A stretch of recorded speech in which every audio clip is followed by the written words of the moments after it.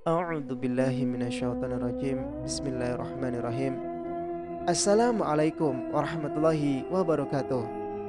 Kembali lagi bersama Mang Sukir yang tentunya akan menemani teman-teman semua dengan sebuah kisah-kisah horor dan mistis yang kali ini masih akan melanjutkan cerita yang sebelumnya yang berjudul Teror Mawar Hitam. Cerita ini ditulis oleh Nanau1111.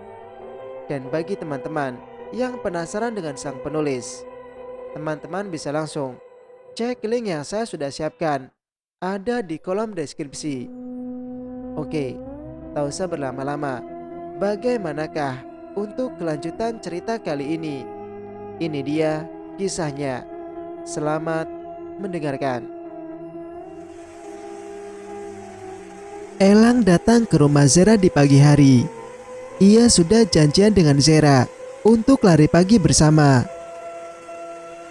Namun, saat keduanya hendak berjalan bersamaan, tiba-tiba mobil Alta terhenti. Kemudian sang pemilik keluar dari sana. Alta, tanya Zera gelagapan. Entah mengapa, Alta merasakan panas dalam hatinya. Rasanya seperti tertusuk benda tajam yang nyaris membuatnya mati perlahan. Ini aneh sekali. Benarkah adanya cinta dalam dirinya untuk Zera? Ngapain lo sama dia? Bukannya gue udah pernah bilang buat jauhin dia? Atas dasar apa lo nyuruh gue jauhin dia? Tanya Elang menantang. Atas dasar dia harus gue lindungin. Lindungin? Hahaha. Bahkan lo gak ada di saat Zera ketakutan, di saat Zera butuh lo, di saat Zera ngerasa sendiri. Itu namanya pelindung. Kemarin kemana aja, Bung? Zera diteror aja, lo gak bisa nemuin siapa orangnya. Payah. Tanpa berbasa-basi, Alta melayangkan pukulan di perut Elang. Banyak bacot, setan. Tentu saja Elang tak tinggal diam. Namun seketika, Zera menengahi keduanya. Udah, aku mohon jangan berantem. Lo pilih pergi sama dia atau gue? Tanya Alta menatap tajam Zera. Aku... Alta, sebenarnya Elang gak seperti yang kamu kira. Dia baik kok, Al. Dia udah gak punya maksud jahat lagi sama aku. Terus, boleh ya aku sama dia sekarang? Lo pilih dia. Lo udah gak percaya sama gue. Bukan, Al, bukan gitu. Lo pergi sama gue. Alta menarik paksa Zera. Tapi Elang, Zera nampak tak enak meninggalkan pria itu sendirian dengan wajah pura-pura baik-baik saja. Elang membiarkan Zera bersama Alta karena ia merasa tak berhak melarang gadis itu pergi bersama dengan siapapun. Alta berlari kecil seperti biasanya. Sementara Zera sejak tadi diam saja, kepikiran pada Elang. Ia merasa tak enak karena pergi bersama Alta. Sementara Elang semalaman tidur di pos satpam hanya untuk menunggu pagi hari agar bisa berlari pagi bersama Zera. Awalnya Zera tidak tahu. Ia pikir Elang memang datang pagi ke rumahnya. Namun karena Pak Tono yang mengatakannya, Zera jadi tahu. Kenapa sih diam aja? Gak nyaman lo lari sama gue. Semakin kesini, Zera semakin melihat sisi lain dari Alta. Pria itu mudah sekali emosian dan berbuat kasar padanya. Padahal dulu Alta paling pantang, membuat Zera menangis. "Kamu kemana aja Al belakangan ini? Apa kamu tahu soal fitnah yang Jessie buat?" "Fitnah? Fitnah apa?" "Aku sama Elang difitnah, ngelakuin hal yang enggak-enggak di sekolah. Aku bahkan gak pengen masuk sekolah lagi. Biar gue kasih peringatan buat Jessie. Tahu-tahu besok dia gak ada lagi di sekolah. Lo tenang aja." "Yang aku tanya, kamu kemana aja Al? Biasanya kamu selalu ada buat aku." "Gue sibuk." "Sibuk apa?" "Nyusun rencana buat kematian Elang." "Z, gue gak pernah cerita soal keluarga gue sama lo kan? Kalau gue gak ada buat lo, artinya gue ada urusan lain yang menyangkut keluarga gue. Gue gak bisa cerita sama lo atau sama siapapun. Tapi yang harus lo garis bawahi, hidup gue gak selalu tentang lo. Hidup gue gak selalu tentang lo." Kalimat akhir yang Alta lontarkan membuat Zera sadar bahwa ia terlalu bergantung pada pria itu. Rasanya Zera terlalu menuntut Alta untuk selalu ada bersamanya. "Kamu benar, hidup kamu gak selalu tentang aku. Sementara aku terlalu meyakini bahwa hidup aku sepenuhnya tentang kamu." "Z, maaf kalau perkataan gue menyinggung. Tapi sumpah, gue sayang banget sih sama lo." "Iya Al," jawab Zera singkat. Gue gak boleh peduli sama perubahan sikap Zera. Bodoh amat dia mau seperti apa sama gue. Yang jelas, gue harus mikirin kematian paling terindah buat cewek itu. Tak sengaja di pinggiran jalan, ada tukang jepitan yang biasa lewat ke sekitaran komplek tempat Zera tinggal di sana. "Al, ada tukang jepitan. Pengen beli sesuatu." Zera berlari kecil menghampiri, dengan Alta yang mengikuti dari belakang. Zera memilih-milih gelang yang dipajang di bawah jepitan-jepitan cantik itu. "Soato neng dipilih, dibeli." "Aduh, neng Zera udah lama nggak beli karet Jepang sama jepitan kecil-kecil di Mamang." "Hehe, maaf ya Mang, Zera jarang lagi pakai karet Jepang. Soalnya hilang-hilang terus. Padahal beli banyak, tapi cepat hilang. Jepitan Zera juga suka hilang-hilangan, jadi Zera kapok." "Hahaha, tenaon atuh neng, sekarang bade meli naon?" "Pengen gelang hitam ini Mang, 2 ya." "Oh, oke neng." Kang jepitan itu segera mencopot kedua gelang yang masih terbungkus plastik putih kecil. "Berapa Mang semuanya?" "Jadi 15.000 neng." Zera merogoh sakunya, kemudian membayarnya. "Makasih neng." "Sama-sama Mang. Kalau gitu Zera lanjutin jalan lagi." "Siap neng, hati-hati." Zera kemudian menghampiri Alta yang sedikit berjarak darinya tadi. "Buat kamu." Gadis itu menyodorkan gelang hitam yang sama ia pegang. "Apa ini?" Alta menerimanya, namun masih merasa heran. "Gelang kopel. Walaupun kita nggak kopel, hehe. Anggap aja arti persahabatan. Walaupun aku beranggapan kopel sama kamu Al, itu sebagai tanda bahwa aku sangat sayang sama kamu lebih dari sahabat. Pakein." Manja. Susah sayang. Zera kemudian memakaikan gelang hitam pada lingkaran tangan Alta. Entah mengapa, ada rasa senang yang Alta rasakan saat dimana menerima gelang hitam biasa itu. Sini gue pakein.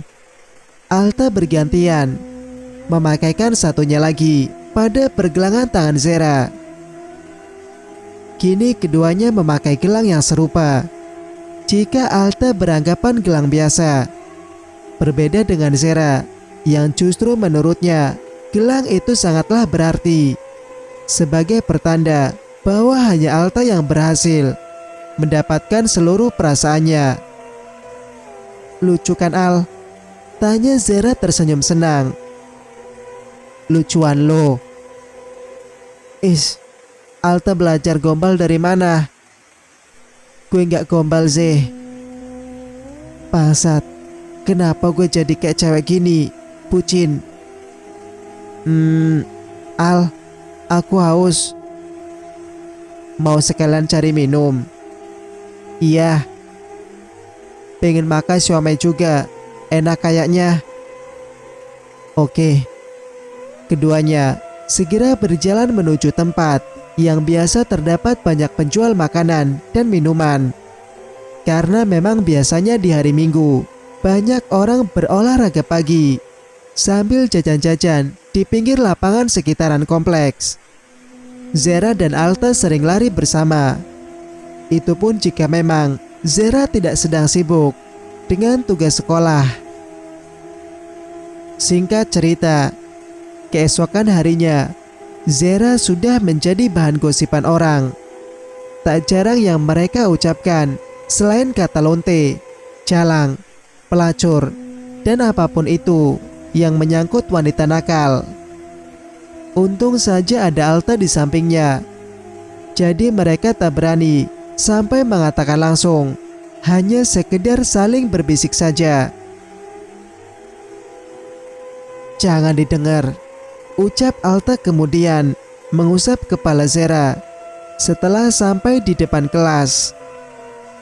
Alta bilang ia akan memberi peringatan pada Jessie dan memastikan bahwa esok hari wanita itu tak akan ada lagi di sekolah. Melihat Zera ketakutan seperti itu membuat Alta puas. Setidaknya gadis itu sudah dicap sebagai wanita murahan. Namun di sisi lain, entah mengapa hati Alta berontak, merasa tak tega. Ia tapi semua rasa tidak tega karena untuk menjadi seorang pembunuh tidak dibutuhkan hati nurani tentunya. Al, temenin aku di kelas. Lirik Zera ketakutan. Ia takut murid yang di dalam kelas membulinya dan memojokkannya seolah berita palsu kemarin antara dirinya dan juga Elang. Alta melirik beberapa orang yang ada di dalam kelas, termasuk Tata. Lo semua denger ya, gue gak suka siapapun berani menghujat Zera. Kalau di antara kalian ada yang berani hujat dia, gue pastiin kalian gak akan pernah ada lagi di sekolah ini. Lantas beberapa orang di kelas menunduk takut. Alta tersenyum ke arah Zera. Mereka gak akan berani hujat lo. Gue pergi dulu ngurusin soal Jessie. Zera mengangguk pelan. Ia kemudian berjalan menuju kursinya. Setelah Alta keluar kelas, Zera menyibukkan diri dengan membaca buku saja. Ia ingin mendekati Tata, tapi rasanya keadaan sudah berbeda. Tata tak ingin lagi berteman dengannya. Diam-diam Tata juga memperhatikan Zera. Ada sebuah rasa bersalah yang terlintas dalam batinnya. Seharusnya seorang sahabat tidak meninggalkan sahabatnya di saat semua orang menjauhi sahabatnya, bukan?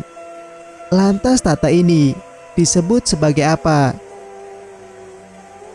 Berhenti lo, ucap Elang yang kemudian membuat Jessie menghentikan langkahnya. Wanita itu kebetulan sedang berjalan sendirian di koridor sekolah. Elang menghampiri. "Gue mau ngomong sama lo berdua." Jessie memutarkan bola matanya malas. "Gue gak ada waktu." Karena tak membutuhkan penolakan, maka Elang menarik paksa tangan wanita itu menuju lorong yang sepi agar bisa leluasa membicarakan masalah kemarin berdua. "Apaan sih? Gue kan udah bilang gue gak mau ngomong sama lo." Elang mencengkram kuat pergelangan tangan Jessie. "Gue tahu semua rencana lo dari mulai tes pack itu. Dan entah berapa kali lo lakuin rencana busuk lo buat Zera. Tujuan lo apa sebenarnya? Lepasin." "Gue gak akan lepasin sebelum lo bilang sama gue apa tujuan lo." "Gue gak suka sama cewek sialan itu." "Alasan lo apa?" "Karena gue suka sama Alta." Elang tertawa geli mendengar itu. "Jadi cuman karena lo suka sama Alta lo hancurin Zera? Lo cari perhatian sampai nyakitin orang?" "Karena Alta segalanya buat gue. Dan kalau bukan dia yang minta gue seperti ini sama Zera, gue gak akan mau. Gue gak sejahat yang lo pikir, Lang." "Jess, gue tahu lo dari dulu. Lo gak seperti ini." Perlu diketahui bahwa Elang dan Jessie pernah berpacaran selama 6 bulan lamanya. Dulu keduanya saling cinta, namun hubungan mereka kandas saat Jessie menyukai pria lain, yaitu Alta. Setiap kali Elang menjalin hubungan dengan orang lain, hubungannya selalu kandas dengan perpisahan yang tak pernah berakhir baik. "Bilang sama gue, apa tujuan lo?" Elang menatap tajam Jessie. Lantas Jessie merasa gugup, dan Elang tahu bahwa wanita itu menyembunyikan sesuatu. "Lepasin dia!" Suara tak asing itu membuat Elang dan juga Jessie menoleh ke arahnya. Jessie berontak dan melepaskan tangannya dari Elang. "Dia biar jadi urusan gue," ucap pria itu lantang. Elang mengkerutkan dahinya bingung. Mengapa Alta tiba-tiba datang dan menghentikannya seperti ini? "Kenapa lo suruh gue berhenti?" "Gue kayak gini karena peduli sama Zera. Lo gak kasihan lihat Zera dibully, difitnah habis-habisan sama tuh cewek. Apapun yang menyangkut Zera adalah tanggung jawab gue. Jadi sekarang Jessie urusan gue." Alta menarik kasar tangan Jessie menuju tempat lain. Sebenarnya Elang cukup curiga dengan Alta. Ia dapat merasakan seperti ada sesuatu yang disembunyikan. Alta menarik Jessie menuju ruang ketua OSIS yang kebetulan jarang dipakai. "Lo harus keluar dari sekolah ini," ucap Alta penuh penekanan. Keluar? Tapi kenapa?" "Biar gak ada yang curiga kalau di balik semua ini lo dan gue bekerja sama buat hancurin Zera." "Kenapa harus aku, Al? Kenapa gak Zera aja? Kamu lebih sayang sama dia daripada aku, pacar kamu." "Lo keluar sekolah bukan berarti lo sama gue gak akan pernah ketemu kan? Kita masih bisa bertemu." "Beneran? Kamu gak akan tinggalin aku kan, Al?" Alta mengangguk. Wanita itu langsung memeluknya. Sungguh Jessie benar-benar mencintai Alta. Apapun yang Alta pinta selalu ia turuti, meskipun harus menjadi orang jahat sekalipun. Cinta memang aneh. Yang buruk selalu terlihat baik di mata orang yang benar-benar sudah larut dalam perasaan. Jessie mencium bibir Alta tiba-tiba. Lalu ciuman keduanya semakin dalam. Di saat momen seperti itu, mereka tak menyadari bahwa pintu ruangan terbuka hingga seseorang dapat melihat adegan panas itu secara nyata. Zera, gadis itu tak sengaja lewat. Niatnya mau membawa buku-buku, hendak dipindahkan ke ruang perpustakaan.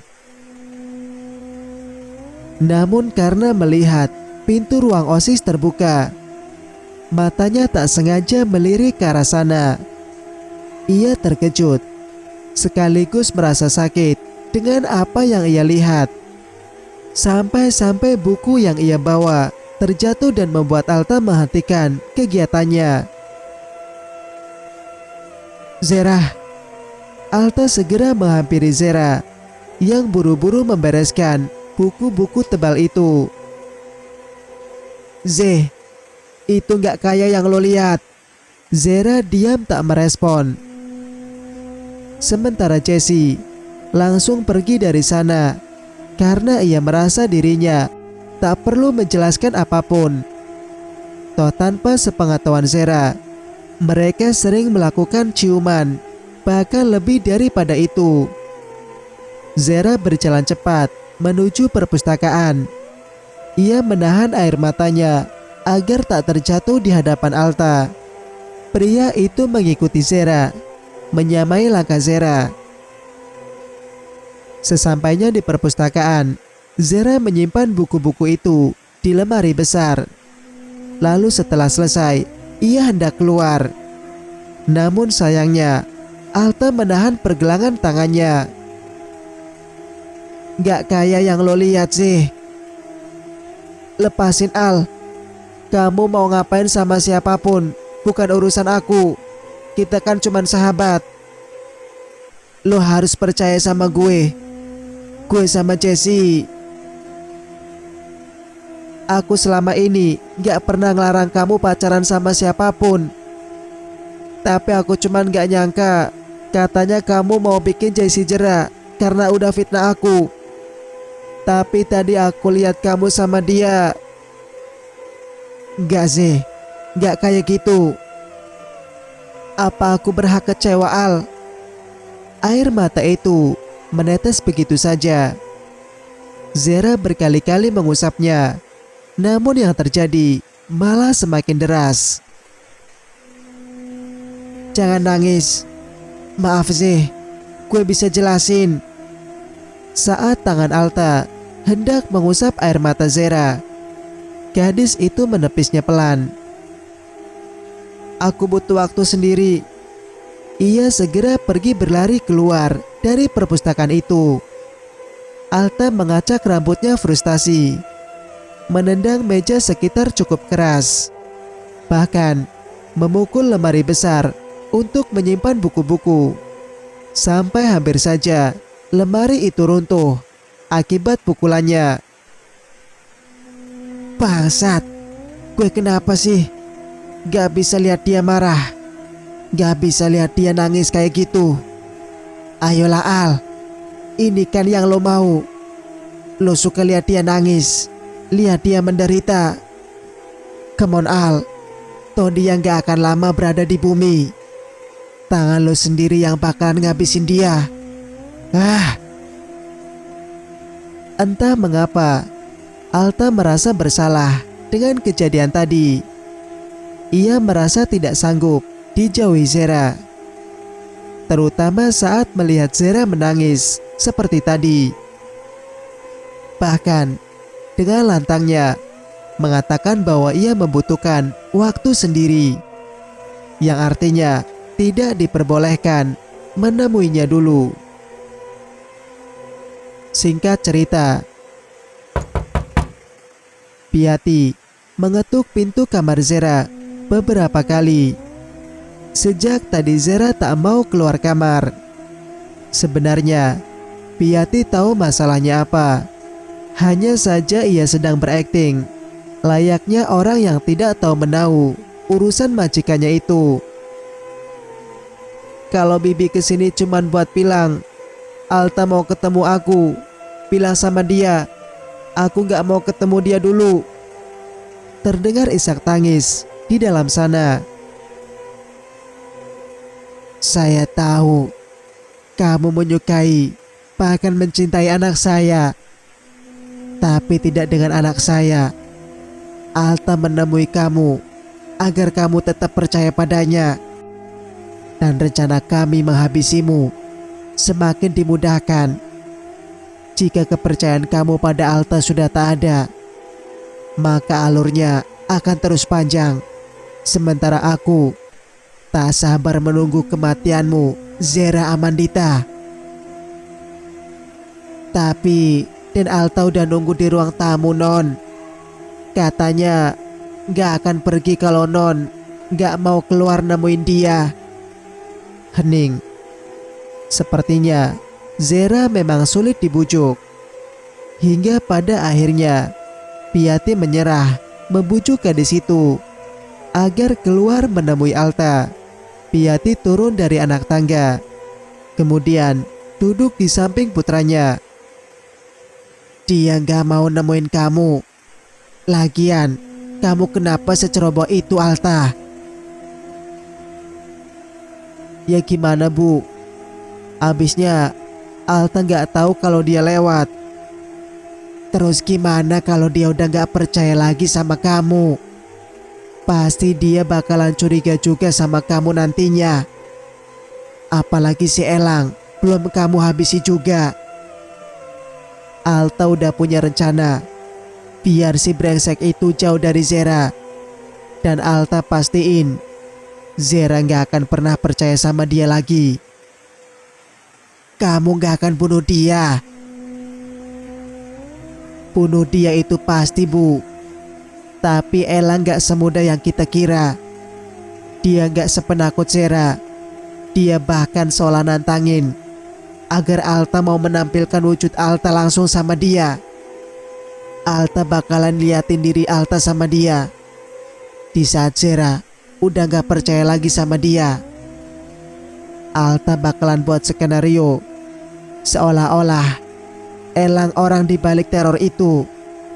Zera pasti bakalan benci banget sama dia, Bu. Piati tersenyum. Tak sia-sia ia mendidik Alta sampai dewasa, sebab anaknya itu rupanya lebih cerdas darinya. Sekarang Alta nginep di sini, Alta bakalan pasang muka memelas biar Zera luluh lagi sama Alta. Iya, anak itu memang keras kepala.